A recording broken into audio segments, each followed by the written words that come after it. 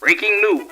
Another nuclear arms race has officially begun at your local LGS. With all the research and development of 2 whole YouTube videos and an EDH rec page, another player has once again outpowered their usual pod with the introduction of the atomic bomb.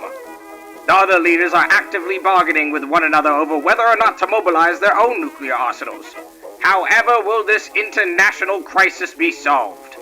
Wait, I just got word from our reporter on site. How you doing, Franklin? I'm excellent, Jimmy, and thanks for tossing it over. I'm currently at said LGS in a hazmat suit and protective bunker, awaiting the potential retaliation from the other global leaders in their pod. Only time will tell how this situation develops. For all your nuclear arms race news, tune in to RBA MTG tomorrow morning to see how this potentially world-shattering change to his deck will forever impact the arms race of their pod. Hold on. What's that? Look in the sky, Jimmy! My God.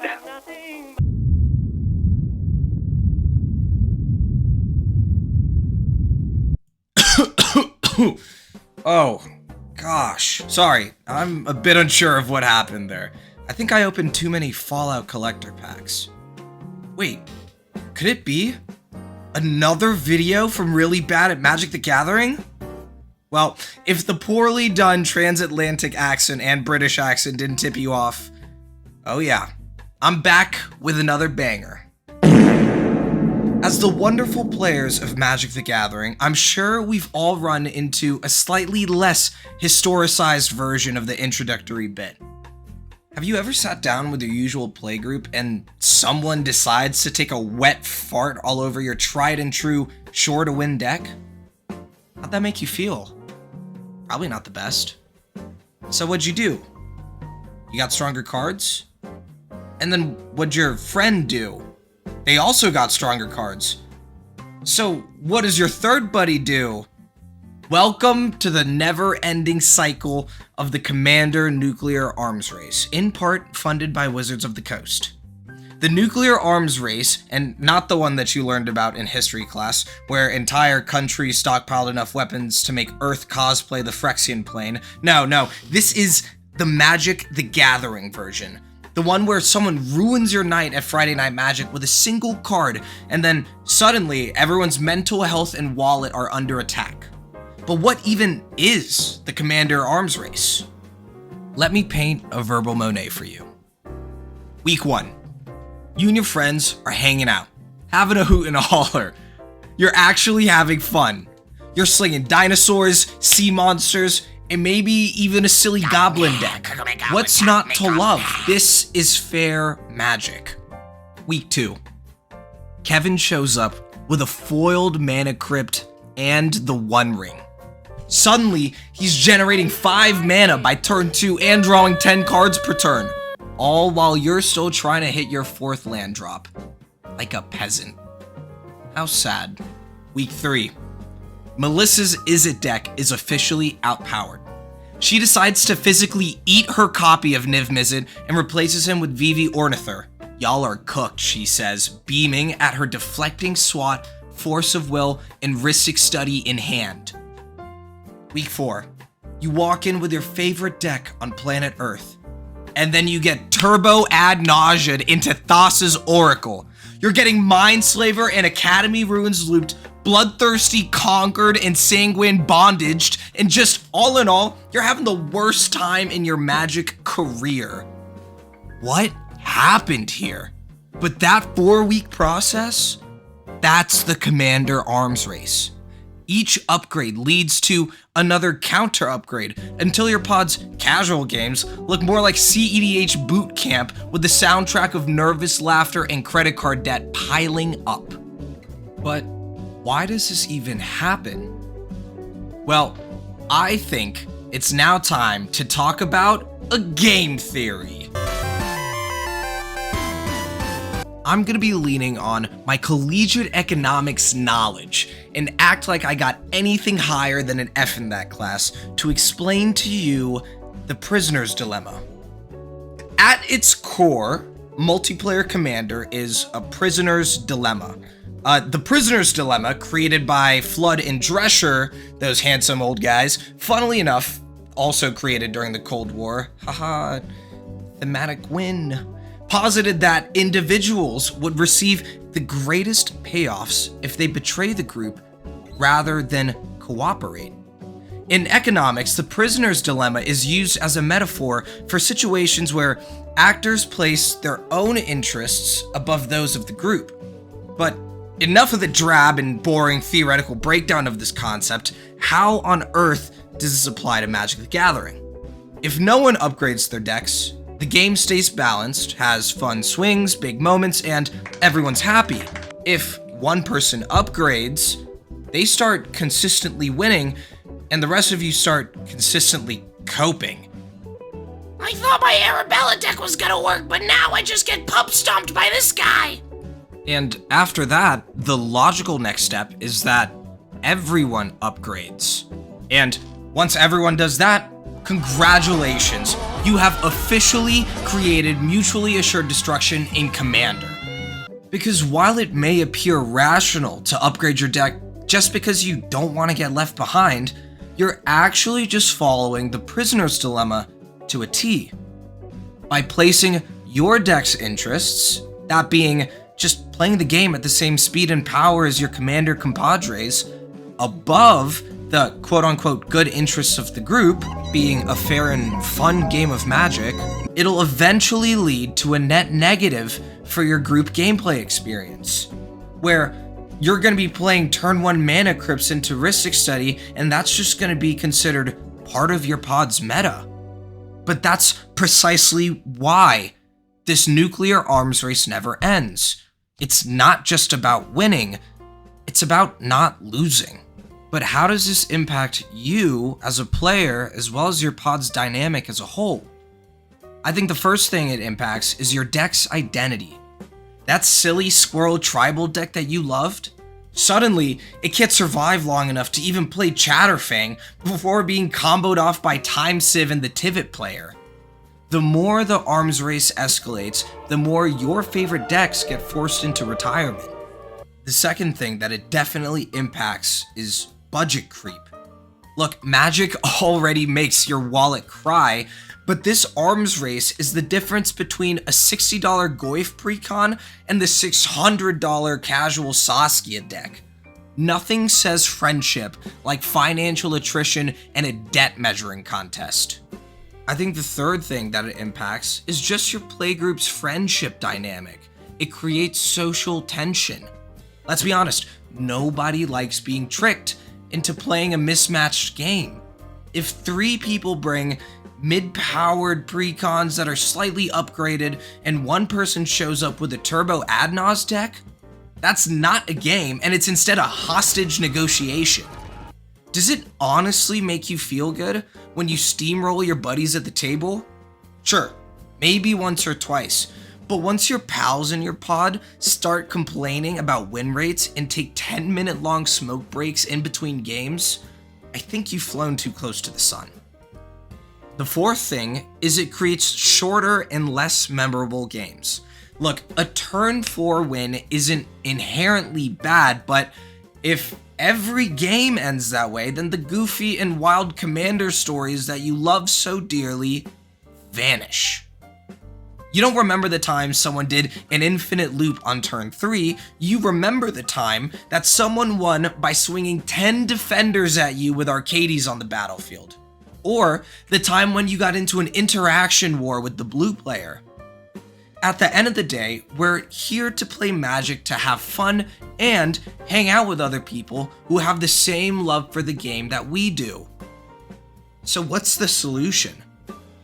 How do we end this cardboard Cold War? I have some solutions. First, you have to have a pre-game conversation.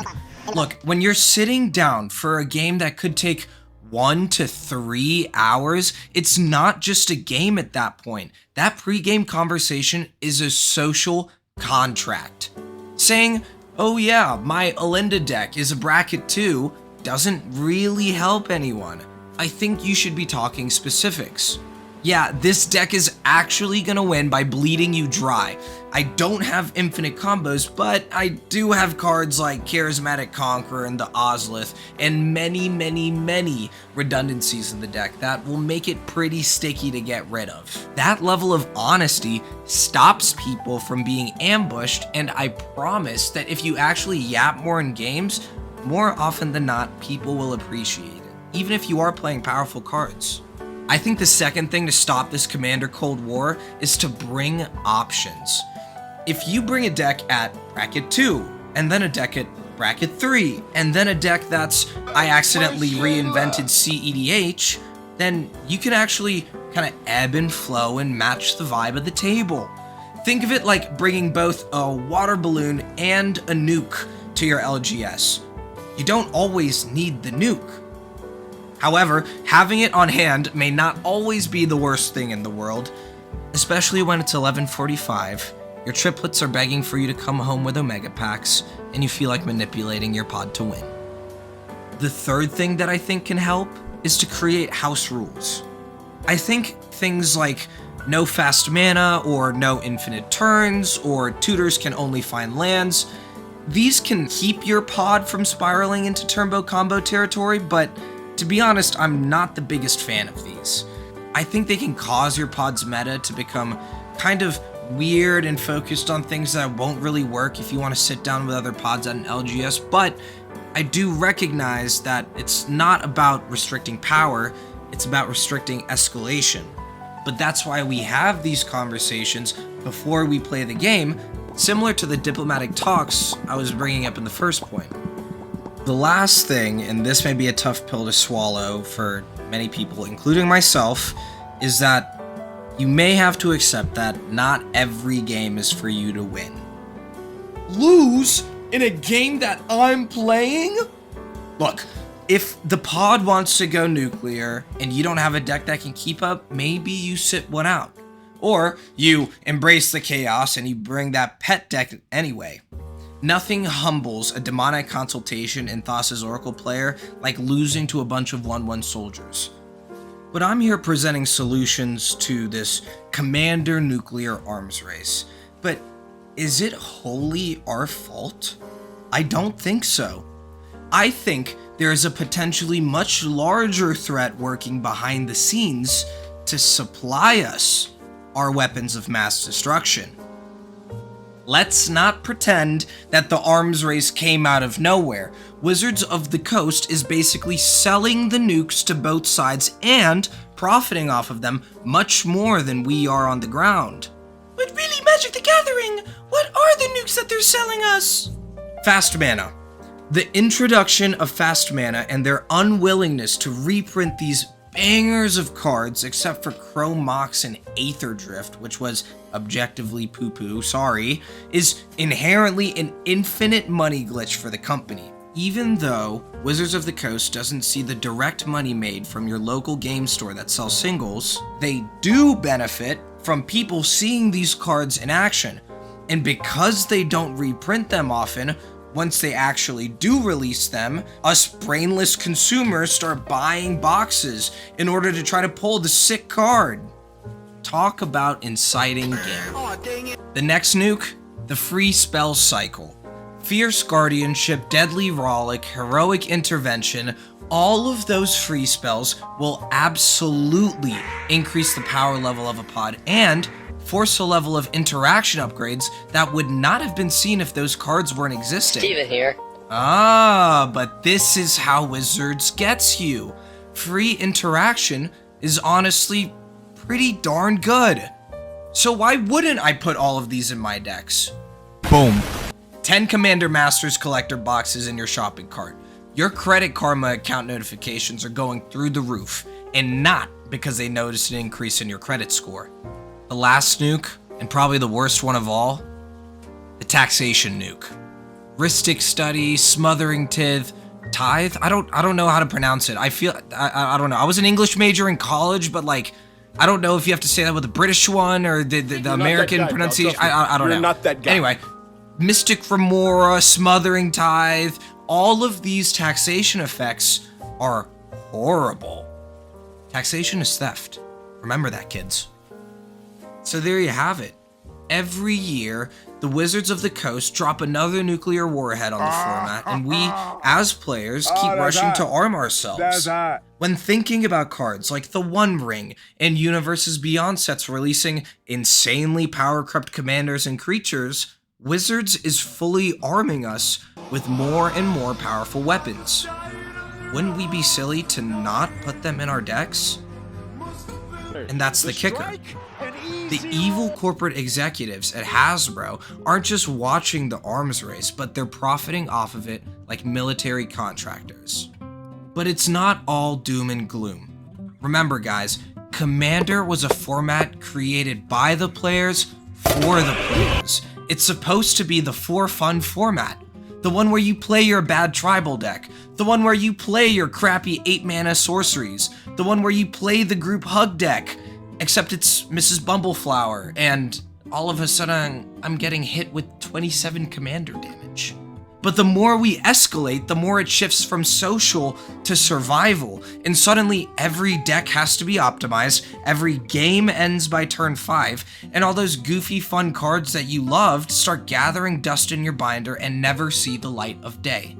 So what's the moral of the story here? The Commander nuclear arms race is only as real as you let it be. You don't have to build nukes just because someone else does. Sometimes, the real flex isn't winning, but it's making sure everyone has a good time. So there you have it. The Magic the Gathering, specifically Commander, nuclear arms race. Brought to you by Wizards of the Coast, sponsored by your wallet, empowered by your inability to resist buying just one more staple. So what are you gonna do the next time you sit down on your LGS? When someone pulls out that Mana Crypt, when someone starts comboing off, what do? You say, congratulations on the Mana Crypt. I'm not gonna be doing that. Why? Because I'm cool and I don't subscribe to the military-industrial complex that's informed by Wizards of the Coast, and I'm gonna win by playing a janky deck. You know, don't. I mean, if you can win if you want to play a janky deck, but just don't. You don't have to nuke your friends. We're playing Commander. We're having fun, guys. It's fun. Remember? Be good. So thank you so much for watching my latest video on the beautiful game of Magic the Gathering. But wait, before you leave, if you've even stayed for this long in the video, if you stayed, comment, The game's gone. Sorry, I'm thinking about this on the fly. Where is it?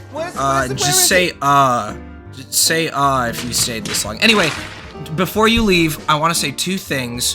One, I want to find out what was the card that started your pod's nuclear arms race. And two, I just really wanted to glaze you guys for watching this for a second. This is my 4th ever YouTube video, and I just really cannot believe the support and community that's developing already.